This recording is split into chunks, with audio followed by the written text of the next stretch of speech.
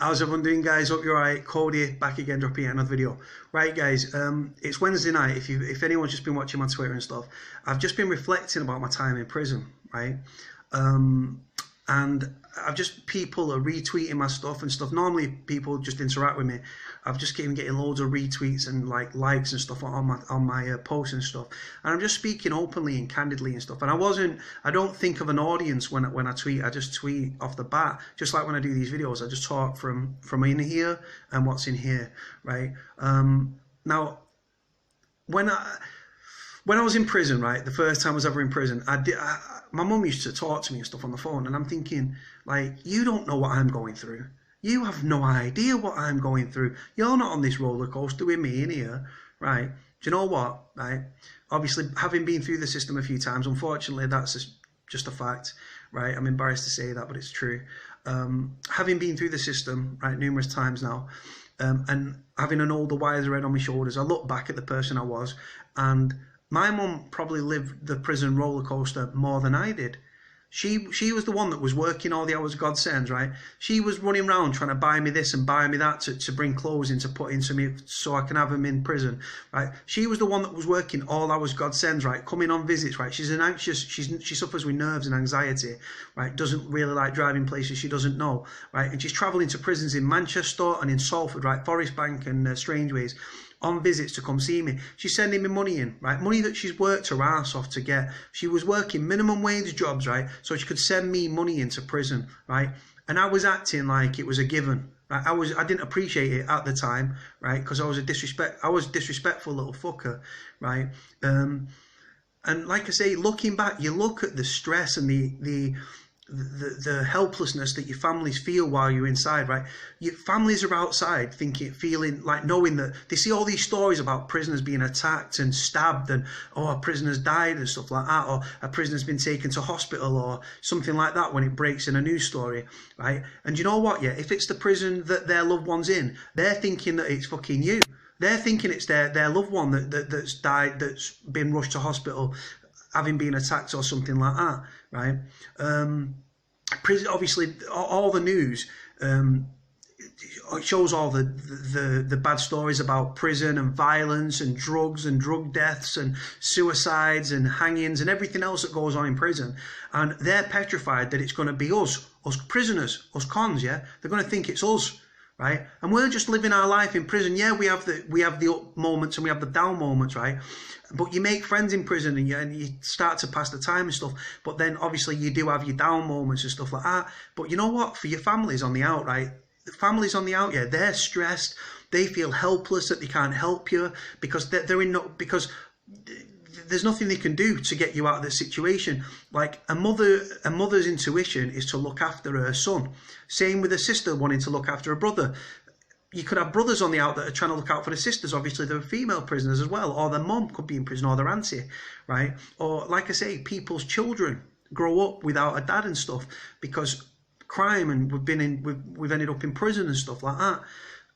Prison doesn't discriminate, guys, right? Whether you're blind, you've got mental health issues, you suffer anxiety, depression, you've got health problems, age, race, gender, fucking sexual orientation. It doesn't discriminate, guys. It fucks us all in the end, right? Prison, whether you like it or not, right? It doesn't matter. I'm a big, 6'4" guy. I can fight and then some, right? But prison chips bits off you, right?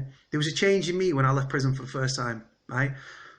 And you know what, right? Do you want and I'll be very open and candid now, right? Do you want to know the reason I came away from crime, right? And the money. And I've been on TV. I was on TV. There was another series booked I was due to be on. There was all this fucking thing. You've got knocking around with people in supercars and the money and the champagne and the nights out and drinking fucking all the nights out and the girls and the fucking bling and everything that come with it, right? And the notoriety of being a bad boy and all that shit, right? Do you want to know why the reason I came away from it, guys? Honestly. Because my mum came on a visit, right, to see me. And my mum's made of stone. And she had tears in her eyes. And I'm getting upset thinking about it, right? But at that point, yeah, I thought to myself, you know what? right? I ain't doing this to my family no more, right? I was a selfish prick, yeah. I was doing what I was doing, right? And I had no concern for my family, right? And when my mum came, and my mum was, honest to God, my mum raised me hard, yeah, you hear me? But she had tears in her eyes, man. And to see such a strong woman, right, with tears in her eyes, yeah, physically trying to hold them back, yeah, I thought to myself, I thought, how much of a selfish prick am I, right, to put my mum through this, to put my family through it? Like I say, my mum was working every hour God sends on minimum wage, right, literally struggling to keep her head above water, and I'm demanding that she brings me money, she sends me money in for this, or I need a canteen, or send me fucking 50 quid in this week and send me 50 quid in that week, right? Like I say, times have changed and I'm a different person now. I've come away from crime, right, and I'm skint and I'm on my arse, right? But do you know what, right? I did it for the right reasons, and I can look myself in the mirror every day knowing that I walked away from my money, from criminal opportunities where I could have earned more money, right? I walked away from friends that I were involved with, right? I was in a relationship with a girl way back when, right? I walked away from my relationship, from my friends, and everything. Literally turned my back on people for one person, for my mum. Now that sounds pathetic, doesn't it? And I know you guys are going to take the piss and I'm going to get trolled and stuff like that. But it's an honest assessment of where prison didn't rehabilitate me, right? All that prison did, honestly, was make me more criminal connections, right? I see prisons as universities for criminals, right? Because you're in prison with people, fraudsters and scammers and everything else, right? You can learn a lot of trades within prison, right? But it chipped a bit off me where I thought, you know what? When I saw what it had done to my mum, I thought, you know what? When I get out, I ain't going back to no crime. I walked away from everything I'd ever known, right? And everyone I'd ever known for my mum. Because I could not take my mum back through that situation. Look at the cost, right? Look at the sleepless nights, yeah? Look at the fucking anxiousness and stuff that it causes families, the stress, the hassle, the anger, the emotion, right? That you don't see, right? You might see a glimpse of it on a visit, right? They're living that 24 hours a day, 7 days a week, 365 days a year, guys, right? And you know what, right? It literally can take years off people's lives. I genuinely believe that. My mum's getting older. My mum's got a heart problem, right? She suffers with angina, right? And I see my mum and stuff. She smokes a lot and stuff. And when I got out and stuff like that, right? I seen I was in the car with her and stuff. And I seen, like, she breathes very hard. It's hard for her to breathe and stuff like that. And she can hear it and stuff. And I look at her little hands getting all frail and stuff. And I thought, you know what? I ain't doing this no more. Right? And I walked away from everything and everyone I'd ever known, right, for my mum. Sad, I know, but I did it. I was, like I say, I wasn't... I did it for my mum. And because, you know what? I didn't want to put my mum through that no more. Like I say, people in prison, some of them are very selfish people. I know because I was one of them, right? But there became a point where I thought, you know what?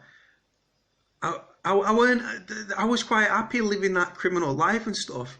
It wasn't until I saw what it was doing to my mum, and when I'm speaking to her on the phone and I can hear her voice breaking up on the phone and stuff, and I'm sat there like nothing, like, do you know what I mean? Like when I was up, my mum was down. When I was down, it made my mum even more down, right? People in prison, right, guys, there's not rehabilitation for people in prison. People struggle. People are in prison screaming. They want education. They want courses. There's a lot of people in prison, right, are not bad people. There's some very, very good people in prison, right? We made mistakes, right? And that's why we're in prison, right? And prison is punishment enough, believe me. Like I say, but prisoners' families don't deserve to be treated like shit. Prison staffs, not all of them, but a lot of prison staff speak down to prisoners' families and stuff like that. I think it's disgusting. They've not committed a crime. All they're guilty of is loving their loved ones, right? And you know what? Like I say, a family relationship, or a relationship as in a sexual relationship, obviously you can't have sex while you're in prison with your loved one on the out, but you know what I mean, that could be the difference between staying strong or crumbling like a piece, like just crumbling. and spiraling and suicide. I do believe that, and it's important that family relationships and stuff, that the key to a prisoner, right? Things that are key to a prisoner in prison, right? That lift his morale, right? Buying canteens, right? When you get a canteen, when you get a letter from your loved one or a card, right? That's why I've always said in these letters and stuff, in these videos, how important correspondence is with a loved one, right? Even if you're mad at them, right? Give them an uplifting word. Don't never go to sleep on an argument with your loved one on the phone. They can't ring you back to apologise, can they? You put the phone down, they don't know then if you're going to turn up at the next visit. They don't know if you're going to ring them back, right? They don't know, right? In prison, your head's mangled, right? So anything a prisoner says while he's in prison, he will push people away. He will get angry. He will say things he doesn't mean. It doesn't mean he doesn't love you. It's just he's in a really bad position and stuff. And he might feel worthless and think, right, what are you doing with me? You're wasting your time. You're wasting your life. Move on with yourself, right? He doesn't mean it. It's just down in that instance. Like I say, not enough. The prison, like I say, prison's a very selfish place, and prisoners in prison become very selfish. People become addicted to drugs, and then they're kicking off with the family, send me money, because they're probably in debt with a drug dealer or something, right? Like I say, there's too many people leaving prisons, right, in body bags with mental health problems, suicides, and everything else, self-harming. Violence, everything else that takes place in prisons. Prisons are cauldrons for hate and violence, right? And problems that, if he was on the out, it'd be a small problem. In prison, it's blown up like a mountain. It can make it. Honestly, it can push people over the edge. It really can. Like I say, there's a lot of people in prison that are crying out for reform, and they're crying out for educational courses and stuff. And the simple fact is, because of the cutbacks and stuff from the government, which then enforce, like the domino effect onto the Ministry of Justice, then affects onto the prison and stuff like that. Prisons are making profits and getting fat and rich, and prisoners are suffering. There's a lot of prisoners in prison that are lost in the system, right? There's prisoners in prison that if they get out and they're given educational courses, they'll go back to crime because that's all they know. But there are also a lot of people in prison that want to be given the opportunity, that are crying out, right, for courses. And so when they get out of prison, guys, do you know what? For a lot of prisoners, honestly, they want to get out of prison, have gained educational courses, right, or something they can use when they get out. And you know what they want to do, surprisingly, right? It's not a surprise, but it might be to people watching. People want to get out of prison, right? They want to get a job, right? They want to support the family, earn a wage, pay tax, and pay back into the system. But they're not able to, guys, because, like I say, the government cutbacks and stuff like that are crippling prisoners. And like I say, then you've got these private prisons like Sodexo ran prisons, and Justice G4S ran prisons and stuff that are getting paid for filling prison beds, right? So every time the court sends someone down, they're just seeing bags of money. They don't see prisoners. They don't see prisoners' lives. They don't see prisoners' families' lives. They see money. And prison for profits, right? It's disgusting, right? People getting fat and rich off prisoners' miseries and off prisoners' families' miseries and their kids' miseries, right? Like I say, more needs to be done, guys. I'm desperate to start a movement here in the UK where we actually, like, people sit on Twitter, right? And they're more than, like, they're entitled to do that and sit on Twitter and slag off the Ministry of Justice and slag off the prison system. But how about we do something about it, right? Nothing illegal or anything, just we should come together as one, right? As prisoners' families and former prisoners and reformed prisoners, everything else, we should come together and challenge the system and march and protest and stuff like that. Then you contact all the media. The media would come. In the droves, they would come. Believe me, on a local scale or on a national scale, you get the fucking media down. They'll turn up. Trust me, they'll turn up. They're all about the news, right? Like I say, prisoner stories, right, are getting lost in the prison system. The reason I do these interviews, guys, with the media and stuff, and I do these vlogs, why? Because if prisoners are suffering in prison in silence, right, and what happens is prisoners' families try and get stories out. The media say, right, we'll run a story on your loved one that's in prison, but we've got to like justify it. Like, we've got to, like, get confirmation from the prison. They contact the prison. The prison have got a blanket policy to stop stories getting out of. We do not discuss individual cases, guys, right? And it's stopping stories of misery and everything else getting out of prisons. This is why I do what I do, right? I don't get paid for this. I don't want to get paid for it. I don't give a shit about all that stuff, right? Like I say, I turn my back on money, on crime, on my friends, right, for my mum. I'm not a mummy's boy. I sat there one day, and like I said, I was in the car with my mum when I got out of prison, and I seen her old hands getting older and stuff, and I heard her breathing stuff, like heart, like struggling to breathe and stuff like that, and the fact she's got health, like she's got angina and stuff like that, and I thought, no, I'm not doing this no more. So prison didn't rehabilitate me, right? I just made more criminal connections, but I just simply decided that I'd had enough of putting my family through what many prisoners' families are going through on a daily, monthly, yearly basis. Simple as that. Right, guys, like, comment, subscribe, all that good stuff, and I'll speak to you soon.